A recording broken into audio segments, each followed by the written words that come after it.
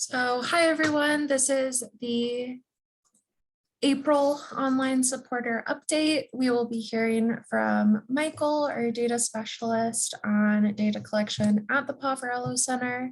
And I just want to kick us off with a quick round of introductions. So if you'd give us your name, pronouns, connection to the POV, and your favorite spring activity. So I'm Sarah, she, her. I'm the communications coordinator at the Poverello Center, and I love getting my bike out in the spring. So Mike, do you want to go next, and then we can just call on people? Hey there. Sure. Yeah, sure thing. I'm Mike Kernan. I'm the he, him pronouns, and I'm the data specialist with the Poverello Center. My favorite thing about spring is, in Missoula in particular, is skiing and biking on the same day. And I'll just kick it over to Sarah, but Raz, since he's just one over from me and my box of people. I'm Sarah Raz. I'm the development assistant. My pronouns are she, her, hers. And my favorite thing about spring is drinking coffee outside. And I'll kick it over to Marilyn. Hi, I'm Marilyn Lamayich. I'm a supporter of the POV. And my favorite spring activity is going for walks and just seeing the change in all of the environment. The trees turning green, I love it.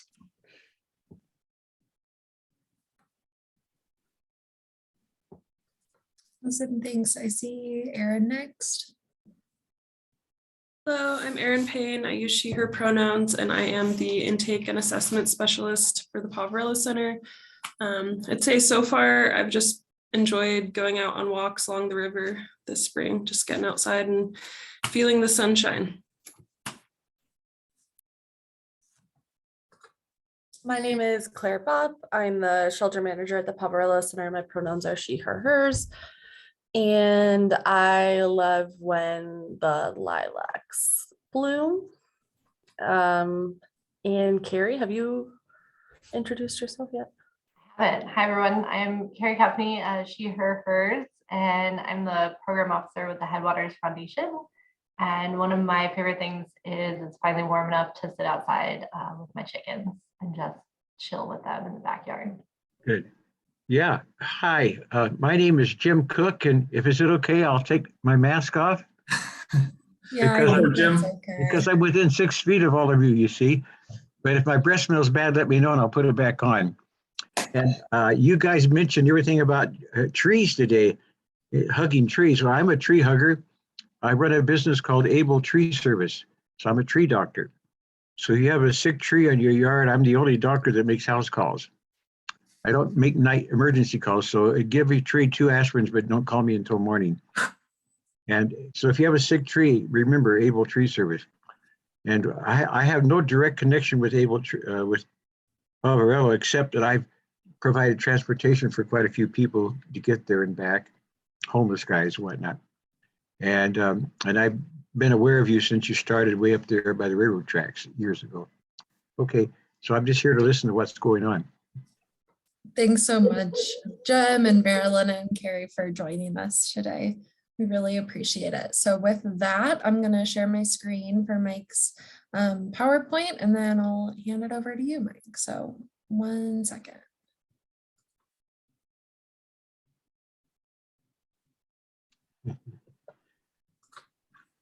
I could.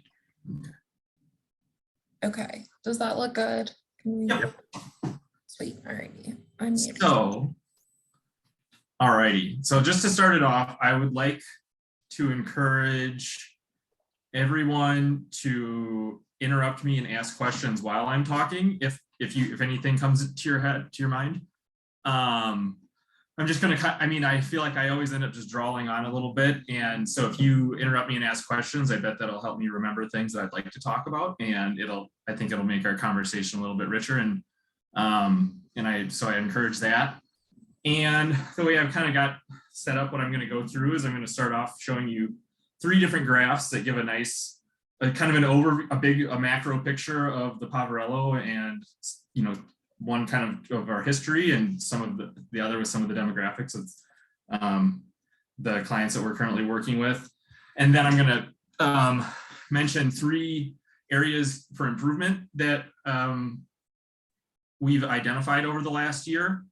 And then I'm gonna discuss 3 solutions and things that we've started doing to improve in those areas that we've identified as needing improvement. So 3 topics with 3 things.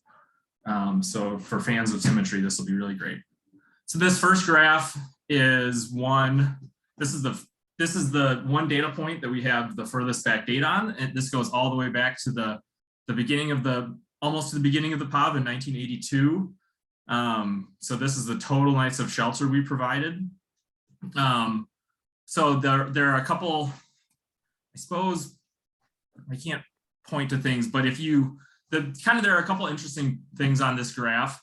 So a little bit after the year 2000, in 2002, you'll see the first spike on that graph, which I would suspect is associated with the .com bubble. So there was a recession that year. And so then you see a corresponding increase in people needing assistance.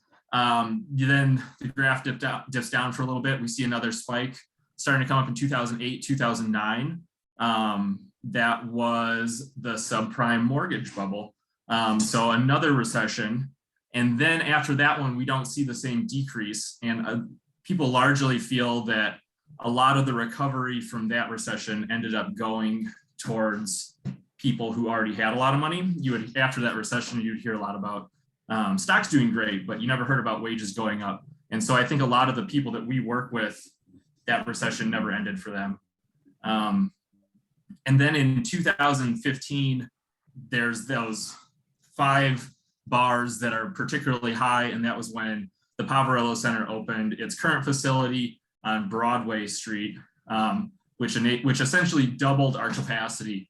Those bars aren't quite twice as high as some of the last years of the old facility, and I hear that they used to sleep people in the hallways. They were cramming so many people into that building, doing the best they could. And so it was definitely needed for us to open the current facility in 2015. But then you also now see in 2020, which is the last year I included in this, that drop kind of back to the same numbers, same level as what we were able to serve with the old facility. And that obviously corresponds with us cutting our capacity in half to allow for social distancing in the building, trying to keep people 6 feet apart. But so that's kind of, a little bit of a story of the economy of the United States and one houseless shelters nights of stay that it provides. So we can now scooch over to the next graph if nobody has any questions about that one. And I believe the next one I've got are just age distributions. So top left is the Poverello Center, the groupings of ages of folks that stay there. Top right is the coordinated entry system. So that's a broader grouping of all service providers in Missoula County, which is about 38 service providers. The POV is the largest of those, but I included coordinated entry because then it has the potential to include service providers who help youth, families, and possibly more elderly individuals. The Poverello Center we only have people staying the night that are 18 or older, and then there are certain limitations to the amount of care we can provide for people if they aren't able to perform activities of daily living and such. The bottom left is our homeless outreach team age distribution. I like to also, when making groupings of graphs like this, make one with the homeless outreach team who they work with, just to try and see if there are any noticeable differences between sheltered and unsheltered people experiencing houselessness. And then the bottom right is Missoula County. Some of those age groupings are the same, some are a little bit different. I was just pulling from what was available open to the public with census data. So it's kind of, so, when I look at these, all three that are involved in providing services to people experiencing some form of housing instability look fairly similar. The Poverello Center Emergency Shelter, so the main POV building, trends a little bit older overall than coordinated entry, the county's coordinated entry, even though those POV clients are technically part of that. So I bet if you remove those POV clients and just compared it to everybody else in the coordinated entry system, the POV would, that trending older at the Poverello Emergency Shelter would be even more defined. Which is interesting. And so some of the reason I'd like to make these are, they can provide you insight into where to ask questions later. So eventually what I'll kind of talk about is one of our goals to have a more holistic approach to working with people and kind of trying to treat the entire individual instead of just, as one instance of houselessness. But I'll get to that more when I discuss some of the gaps in our goals. For whatever reason, yeah, we can just move on to that now. So this is another graph that's actually, I sent this around to quite a few people over the summertime. So some of you might have seen this if you are a frequenter of the online supporter update. But this was another thing we were doing just to try and, kind of take a broad view of who in the community we're working with. And so these are all pie charts of a proportionate breakdown of racial demographics for those same four groupings that was in the previous graph. This one is the city of Missoula as a breakdown instead of the county, so a slightly smaller group, but nonetheless, it kind of provides the same insight. The big takeaway from these four is that Native American, Alaska Native, and African American individuals are dramatically overrepresented in the houseless system with service providers and such. And so that's a consequence of systemic racism, and as service providers in the community, we would like to work to undo some of those systems that have caused people of certain racial backgrounds to experience houselessness at an increased rate. But so those are graphs that I made over the last couple months. They're interesting, and they provide good insight into where we need to try and focus some of our energy and what we need to try and do going forward. So now now I'm going to kind of just dive into more of the specifics of what we're going to be trying to be doing over the next couple of years. So we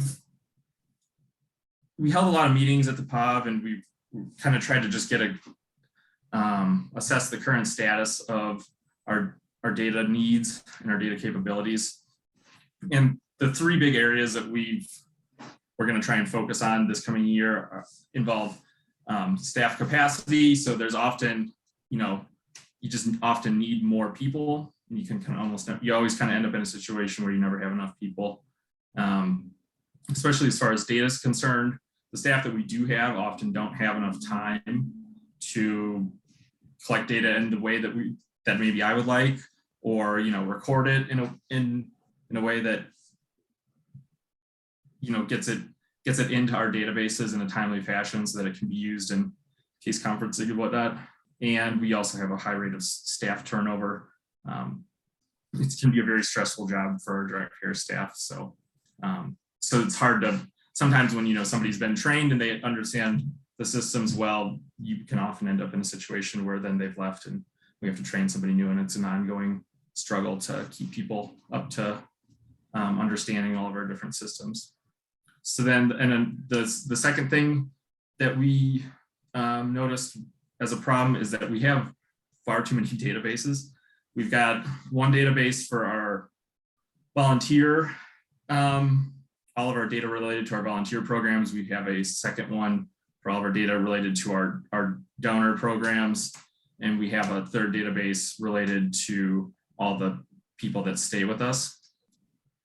And then we have an unknown number of Google Sheets and Google Docs.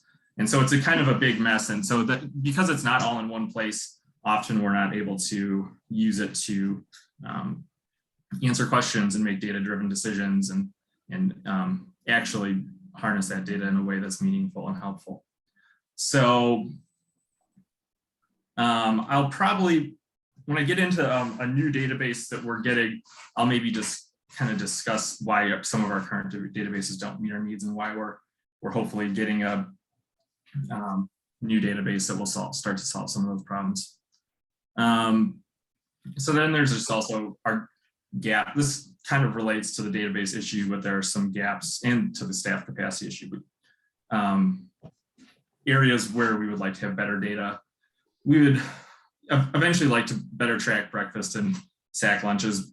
Currently for breakfast numbers, when I report to the Montana Food Bank network, for example, the breakfast numbers I use, I just pull the number of people who stayed that night before, and then use that number as the amount of people who ate breakfast with us, since usually people who stay eat breakfast, and it's not a very reliable number, but it's a good estimate.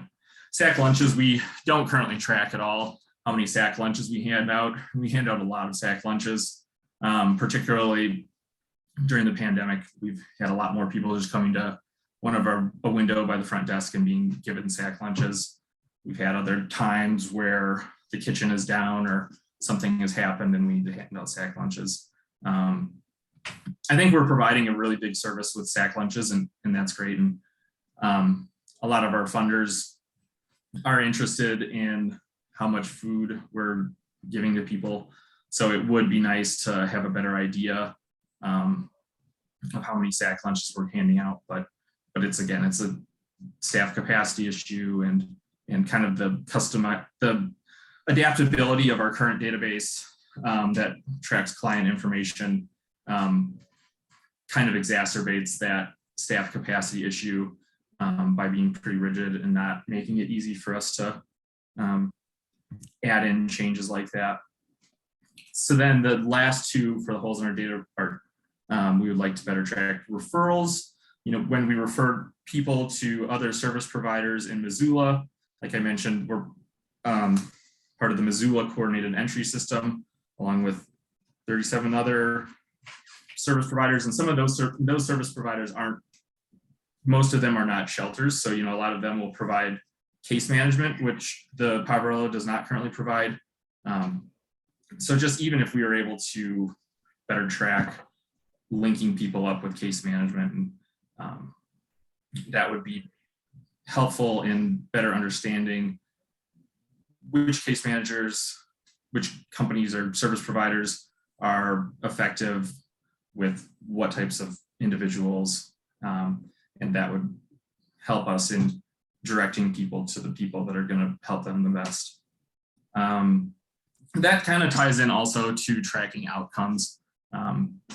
Just having a clear understanding, and that's kind of where I come back to the more holistic understanding of people's trajectory through the houseless system. So, sometimes when people come to our door, they're kind of in crisis and emergency, and we see that side of things, and to be with them on the whole arc to getting them housed would be very valuable to the whole system and making it successful and in connecting people to getting people housed in general. So so for the first thing that we've done to start to address some of these problems is we've created and received funding for 2 new data related positions at the Poverello. The first is an intake and assessment specialist. And so this person is Aaron, who is on the meeting right now. And their main role is to follow up with our guests and make sure that they are completing an intake packet that we ask all guests to fill out, and then an assessment, which the second assessment can generate a risk score for people. And then there's a community-wide thing called case conferencing. People with higher risk scores are discussed in case conferencing, where there are numerous other service providers on those calls. And so then it can bring certain people to the attention of certain service providers who can have the particular resources to connect that person with. And then the initial intake packet that I mentioned, usually we were kind of having just people, we were handing it to guests as they came in, asking them to fill it out and get it back to us. And so that's been, sometimes, you know, the packet itself was kind of long and a bit of a slog to get through. So often people wouldn't fill it all out. And so just being able to follow up with our guests and try and get those intake packets filled out has also been huge, because those ask a lot of questions about disabling conditions and chronic homelessness and things that are going to be really important in understanding the, you know, the broader picture of who is homeless in Missoula. The second role is our coordinated entry specialist. This role, the grant that funds this role is specific. This role will be particularly concerned with building out systems to better track referrals and outcomes. Because that's something we don't do at the moment, there's going to be a lot of work there to just define what we meet, what we even consider a referral, what we consider an outcome. In the meantime, the person that has filled this role is Liam Seymour. He's been also helping get caught up on the backlog of assessments. And so we're still waiting to get the ball rolling on actually building out systems to better track outcomes and referrals. I think both Aaron and Liam have also been tabling with folks as they've been completing assessments. I think they've also been tabling with folks to get people IDs and social security cards. That's not really data related, but I think it's just it's an important thing that they've done, and it's worth considering how even something as small as a little plastic card can really hold people up from getting housed or taking the next steps in those processes. And so just having that additional staff capacity has really enriched the Poverello's ability to help people quite a bit. So on to the next slide. I will talk next about the new database. So on top of the new positions, we have reached out to a local Salesforce consulting company named ATG. They used to be located downtown. They're now in the old Sawmill district as they expanded. So they're a consulting company for this customer relationship management database called Salesforce. And a group of them has donated their time, or is currently donating their time, to help us build this Salesforce database and have it customized for the Poverello's needs. So one of the goals with this will be to consolidate all those databases that I mentioned earlier, as well as keeping some of our staff logs and other things that we currently do in just an ongoing Google Doc in that database. The other great thing is it'll just be very, very customizable. One example that I think of with our current client database, so a history of our client database is that it is called a homeless management information system. I believe any service provider that's receiving funding from Housing and Urban Development needs to be reporting data with one of these HMIS databases. So that's our current client database, and it's essentially kind of chosen for us by the state. Montana as a whole is a continuum of care. In as defined by housing and urban development. Some larger cities will just be their own continuum of care. But Montana is, as a state, is one. So we're a fairly large geographical continuum of care, which is somewhat tricky because Missoula as a community is much further ahead than any other community in the state. We've also been particularly aggressive about getting resources and building out systems to address the problem of houselessness.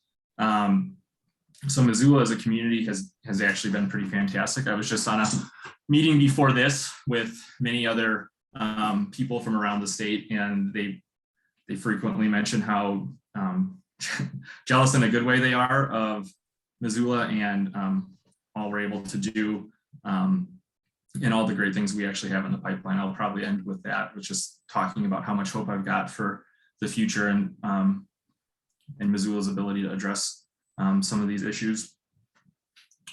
But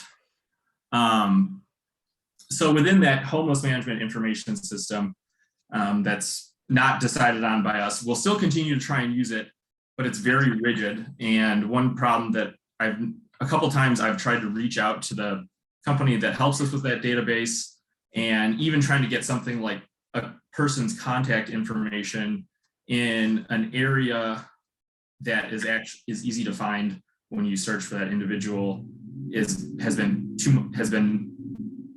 essentially deemed impossible by the technical advisors that help us with that database. So while I would say we're probably not utilizing that database to its full extent, we're just never going to, because it's a waste of time and resources. And no matter how much time we put into trying to utilize that database, it's always going to be very rigid, and it's not going to be able to grow with us. Like it's essentially for tracking, when we get to tracking outcomes and referrals, like that goal would be out of the question if we were only using the HMIS database that the state has chosen. So having this new database actually is something I'm particularly excited about, and I think it's going to allow us to actually grow and adapt and follow individuals in real time, instead of kind of just these point in time snapshots of what somebody's experiencing at the moment that they fill out an intake packet, and then not really having a great understanding of what's going on with them after that. So then kind of moving into these are all related obviously, but so now just kind of moving to essentially my last slide will just be to talk about our goal to track outcomes and referrals. Again, I've kind of described it as a more holistic approach. I think it makes a lot of sense to not just look at snapshots in time, and to try and follow the trajectory of people, and to try and just kind of be there with them on their journey. Like I mentioned before, we still have to in earnest get working on this topic. Just define what we consider an outcome, what we consider a referral. Of the things, once we define that, just think about what we can actually track. It's particularly challenging to keep in contact with people. They're under no obligation to let us know where they're going or what's going on in their lives. So we're always kind of we'll be trying to build relationships with people and trying to encourage them to stay in contact with us with our new database. If we want to put somebody's phone number right on their client profile page, that will be an option all of a sudden. It's kind of funny how that's just kind of been a hang up with the old database. Like something as basic as just having a phone number available to call somebody who stays with us is something that we're really looking forward to being able to have. But yeah, and so then the other thing that kind of somewhat pertains to tracking referrals and outcomes is, this might be more off in the future, but the POV is also hoping to eventually be able to bill Medicaid. And if we could do that, then that would enable us to provide case management at the POV itself. So currently we would refer people to other case managers. Hopefully in the future, we can have some in-house case managers. I mean, Aaron, right now, so the intake and assessment specialist, Aaron, is kind of almost like a proto case manager in ways. But we would like to do a lot more, I think, as well. And that'll help. That'll give us many more opportunities to touch base with folks along their journey. So those were the big things that I wanted to discuss. My face is all red from talking for a half hour, and I would love to hear any questions or comments that you all might have.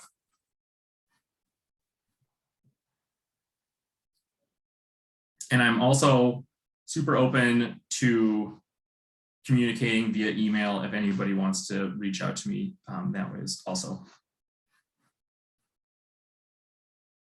And I appreciated Jim's opening jokes that he made also. They were very good. I have a couple of questions. What percentage do you think of your clients would be interested in case management?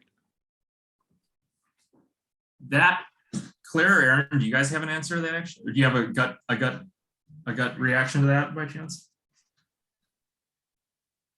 Yeah, I think, we recently completed a survey of our clients. And one of the questions we asked was, what kind of support or resources do you wish existed? And that came up a lot. Was case management or more help or more one-on-one time with staff, which might not be, the kind of case management our clients need might not be traditional case management, billable hours and established treatment. It would be a more flexible thing, but our clients definitely desire more one-on-one time with staff to get their bearings, and they said as much in that survey. So That's good. Good.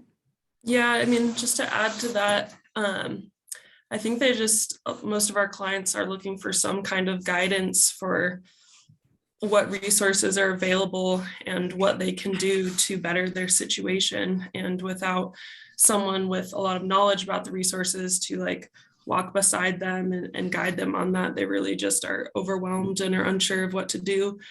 And especially, working on housing and trying to get people connected to housing without some kind of case management to help them with that, it seems really difficult. So even if not every client wants it, they kind of need it to get to a different point and out of the shelter.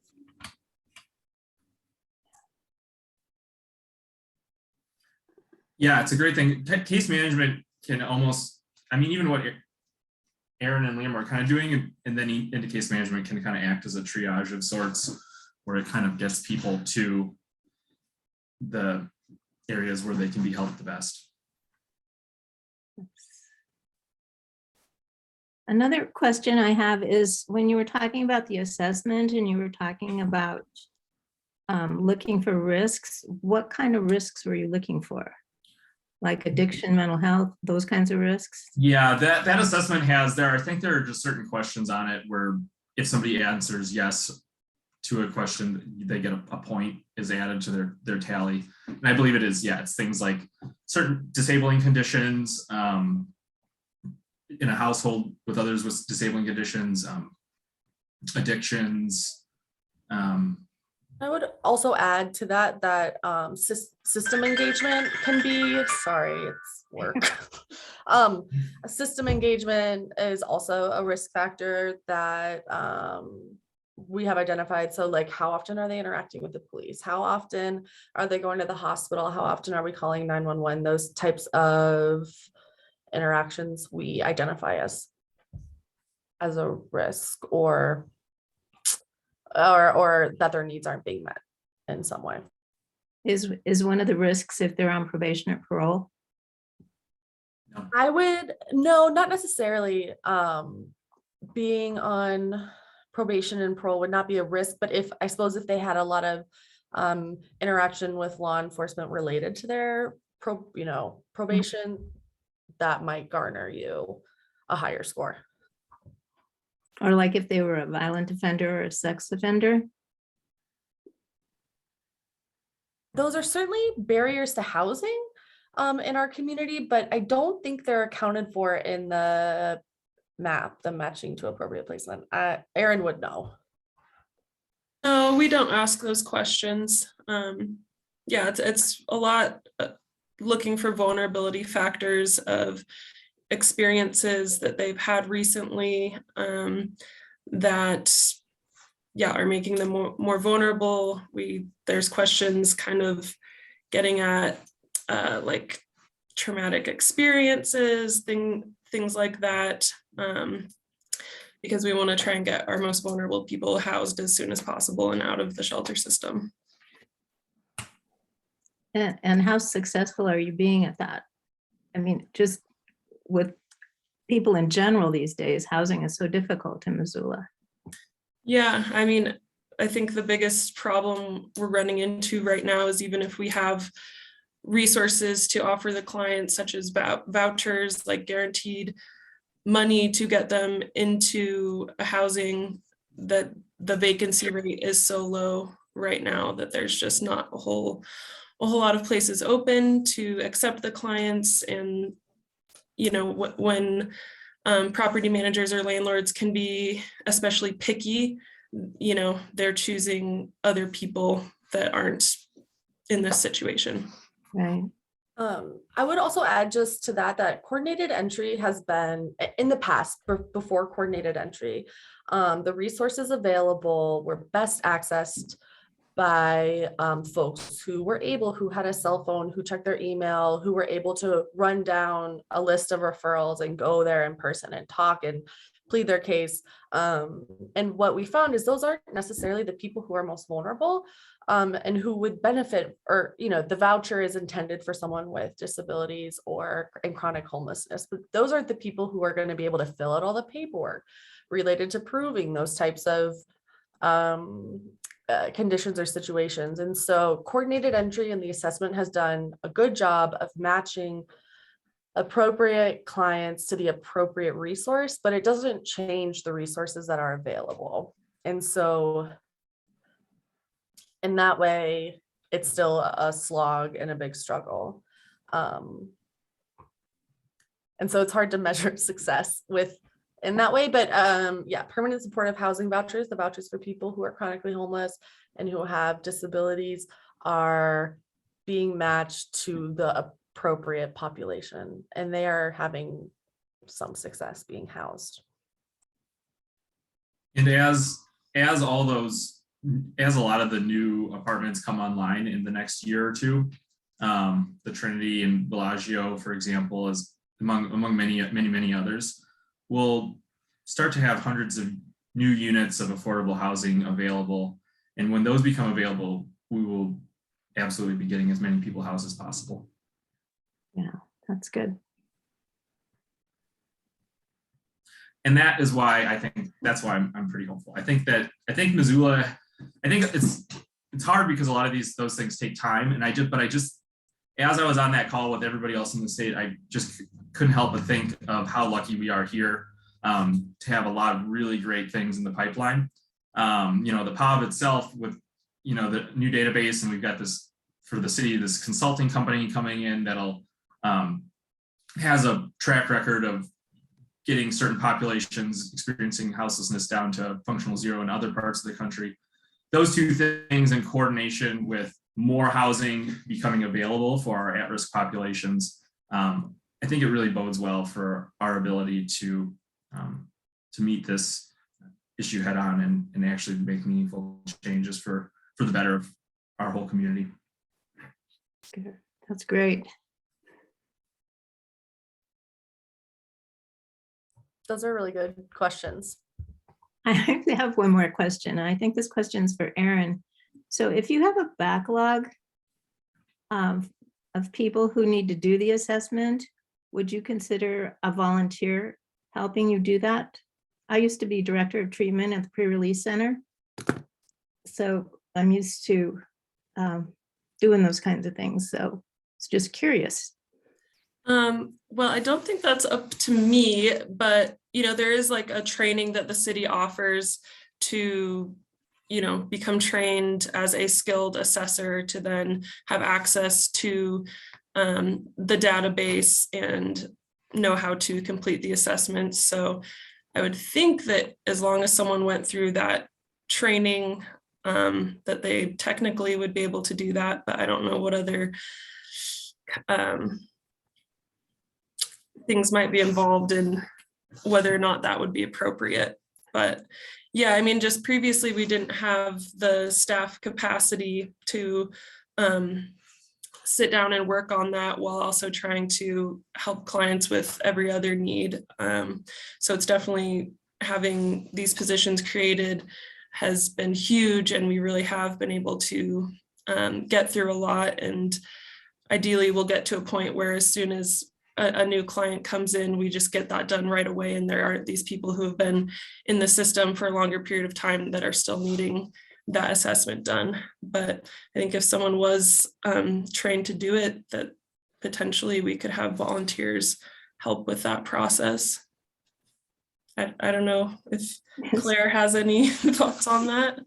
That is not something we've done in the past at the pub, but that doesn't mean it can't be done. It would just take a little bit of research. I think the Housing Advocate Network through Missoula Interfaith Collaborative, I think they have volunteers administer assessments. So I'm sure it's possible if you're interested. I've done assessments for so many years with offenders that I really like doing that. So, but I'm retired now, so just thought I would ask. Marilyn, I'll definitely pass that along to Zach, our volunteer coordinator, so our manager. That would be really awesome. Does anyone else have any other questions? Thank you so much, Marilyn. Those were awesome. Yeah. If there aren't any more questions, we can get ready to close out the meeting. I just want to let you all know about a couple upcoming opportunities. So we're always recruiting volunteers. We actually have a cleanup at the Poverello Center, the West Broadway location, this Saturday from 10 to 11. So if you're interested in joining us, you can sign up through the volunteer page on our website. And then we're also, as Mike mentioned earlier, producing a lot of sack lunches and still working hard to meet that need. So if you're interested in getting involved in that way, I'd be happy to help connect you to that to more information on that. And then our next online supporter update will be on May 3rd. We'll be featuring our homeless outreach team. And then the very last neighborhood meeting for the winter shelter, this season of winter shelter will be on this Thursday at noon on Zoom. So I've sent out a couple emails for that, but let me know if you've missed that or if I can assist you in any way with that. And then our Poverello Center neighborhood meeting will be this month on the 18th at 5:30, and I'll be sending out those communications here in the next couple days. So does anyone have questions about that at all? If not, we'll just wrap it up, and thank you all so much for joining us, and Mike for giving us so much information on data. So thanks. Thank you. Thank you. Thanks for all that information, Michael.